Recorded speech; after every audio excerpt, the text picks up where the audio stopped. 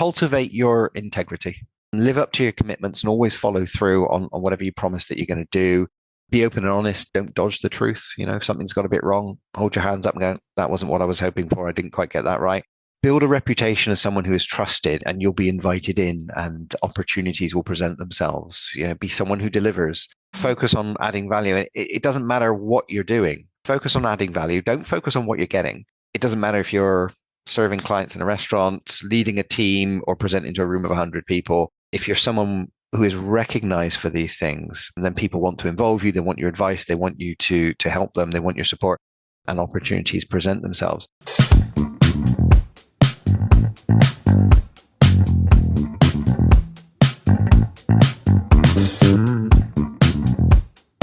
My role is with the audit service line.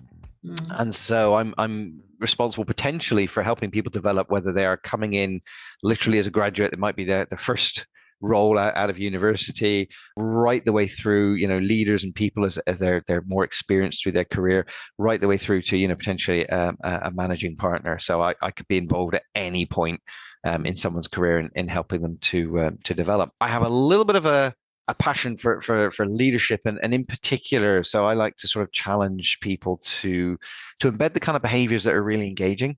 And that's kind of how I would, that's the summary of what I do really in terms of that. That's what I'm trying to get people to do. Really, learning and development is all about helping your participants to see, well, what does good look like? Whatever the topic is, whether it's leadership, coaching, whether it's, business development, whatever. What does good actually look like? How do I need to change and evolve my behaviors to better suit that? Or, what's my way of doing good? Because there's never just one way, which is actually harder than you think. If you think about the last time you tried to really change an ingrained behavior, it's pretty difficult to do. That is a big ask for people. So it's a lot for people to take on. So ultimately, if people are doing better, getting better results, then that impacts on the business's bottom line, particularly in professional services. There's no product, they don't manufacture anything. It's just about, if you have great people, then you provide a great service to your clients. And obviously that means you're charging them a good fee for an excellent service. So it really is all about the people and having fantastic people that are doing really well in their career. So one of the things about a learning and development role is you're in quite a privileged position because you do kind of get invited to all kinds of rooms and all kinds of tables. So it's a fun part of an organization to belong to. Also with learning and development, there's not really any downside. Although you're often part of HR, human resources, my role is only ever about the positive. If I do a good job, then people's careers flourish, they get more out of it, they end up feeling more fulfilled. There's not really any downside. I don't have to get involved with the kind of disciplinary side of it or unfortunately redundancy side of it. That side of human resources, which is it's there and it's a necessary job, it's an important job to do, but I don't have to get involved in that side. I'm just there for right, let's help you do better, let's help you get more, let's help it be a better environment. So it's a really positive aspect of the work to be involved in. I work for RSM UK. It's a really good organization. They genuinely are committed to being a good place to work. They want to be a place where people can build a career. Their tagline is grow our own. So we want people to join us and build a career within RSM. It's absolutely fine if you join for a while and you do want to go elsewhere. That's wonderful. And hopefully one day you might even come back. And a lot of people do. A lot of people do come back to RSM. But actually, we want to make it such a good place to be that you can be yourself, bring your whole self to work, that you don't need to go anywhere else. There's so much opportunity to grow and develop. We take people right from the outset so they can come in at placement level from school, they can come in at graduate level. You don't have to have any kind of financial or business qualifications to get involved with financial services. We support hundreds of people every year to gain their qualifications and train them once they're with the business. So they throw a very, very wide net because we literally, even just my one service line, we're looking at sort of 700 new people every year. And that's just about a third of the business. So you can imagine how that adds up across the rest of it. So it's a really good place to be. They're very much aware of the need to work differently these days. We have a hybrid working approach. They're very committed to the fact that, work isn't necessarily 9 to 5, 5 days a week. It may need to be a little bit different for different people. They're very aware of people with families. So they're doing their best to sort of evolve and change as the world around them does. It's Difficult, particularly in professional services, to get people to be able to get their head in the right place to make the changes and the evolution that they need to. So it's always a challenge because obviously, their job is to be there for the client, and that's ultimately how we make our money. So any time taken away from that absolutely has to be delivering value. So it's often difficult then to get people to realize you're going to have to put, if you want to move on, you need to put some time into this.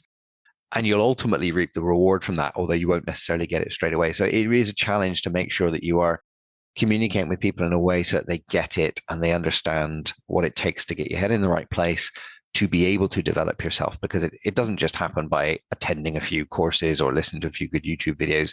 It takes a lot of commitment and a lot of effort and energy to do it. I'm born and I've lived all my life here in Bristol. Never felt the need to be anywhere else. I did my GCSEs, A levels with a kind of err on the side of science. I did my degree at the University of the West of England, and that was in biology and chemistry.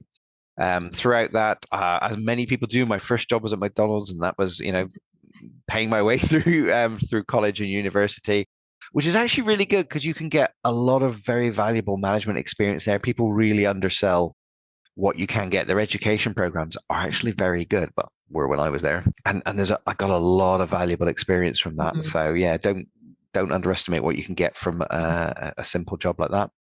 From there, I moved into office jobs. I became a team coach, and I was actually asked if I would potentially interview for an L&D role. So the L&D manager at the firm I was with at the time sort of saw something and said, "I think this might be for you."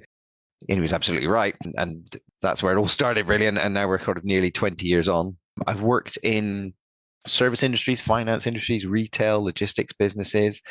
I've been very fortunate to have done this all over the world. So I've worked all over the UK and Ireland, China, India, US, all over Europe. So I've been very fortunate in the opportunities I've had. What that has shown me is people are people, no matter where you go.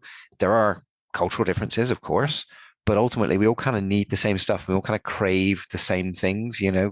What makes for a great place to work here in the UK is pretty much the same. US, anywhere you choose in Europe, China, people need the same sort of fulfillment from their work, the same consideration from their leaders. It doesn't really change that much, no matter where you are. So, and that's quite a good thing to know in the kind of work that I do. So that's been really helpful. I've also been lucky enough, I've worked with graduates, new leaders, experienced professionals, everyone all the way up to the CEO, whether that's as a coach, whether that's running training sessions for, a room full of 100 odd people.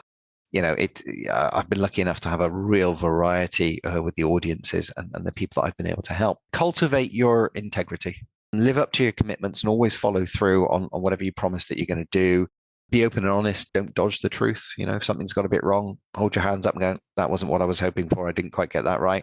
Build a reputation as someone who is trusted, and you'll be invited in and opportunities will present themselves. Be someone who delivers. Focus on adding value. It doesn't matter what you're doing. Focus on adding value. Don't focus on what you're getting. It doesn't matter if you're serving clients in a restaurant, leading a team, or presenting to a room of 100 people. If you're someone who is recognized for these things, and then people want to involve you, they want your advice, they want you to help them, they want your support, and opportunities present themselves.